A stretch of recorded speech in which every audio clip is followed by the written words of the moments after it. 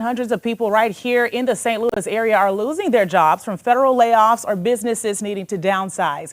Boeing announced at the end of last year it would let go of 700 workers at Missouri locations, including Berkeley, Hazelwood, St. Charles, and Maryland Heights. Last month, the IRS said it would lay off workers with the agency for less than a year. That included about 1,000 IRS workers in Missouri.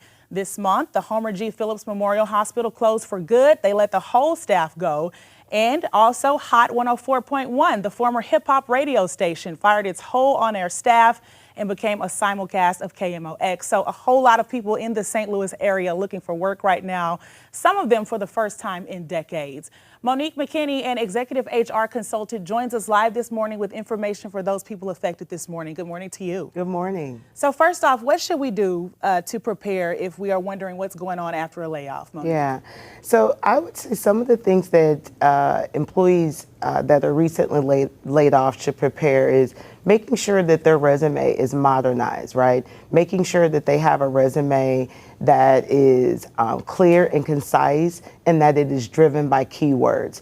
Resumes are not being looked at right now by people. They are being looked at by computers and software that gauges their experience, whether they have the preferred qualifications or minimum qualifications for a job. So I really encourage those that have been recently laid off to make sure that their resumes are keyword driven to the jobs in which they are seeking. We talk about technology here and those keywords and computers looking into that. We also want to be prepared for maybe Zoom interviews instead of the in-person interviews we may be used to having. That's correct. We are interviewing at a different platform right now, post-COVID, right?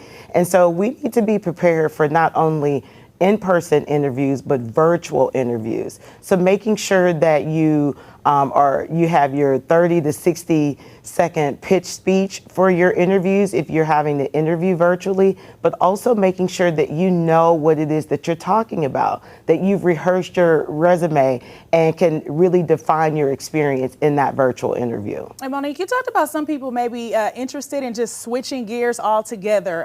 You want them to make sure that they keep their skill sets open and they're willing to do some training as well. Absolutely. There are a bunch of different programs out. The Urban League St. Louis, Save Our Sisters, Save Our Sons have programs that we know people that are recently laid off have to make sure that they're taking care of their bills and their health care. So there are programs out there for recently laid off individuals to be re-skilled and introduced to new career fields that they can be trained and paid at the same time. You said this might be a good time to go ahead and start your business if that was a dream of yours. Absolutely. Get your side hustle on. Pull out the things that you know that you have been good at, that you've been sitting on, that you may have already been receiving some side hustle money. But those things right now, especially those that have been downsized in the IT field, Forbes talks about over 60% of those IT professionals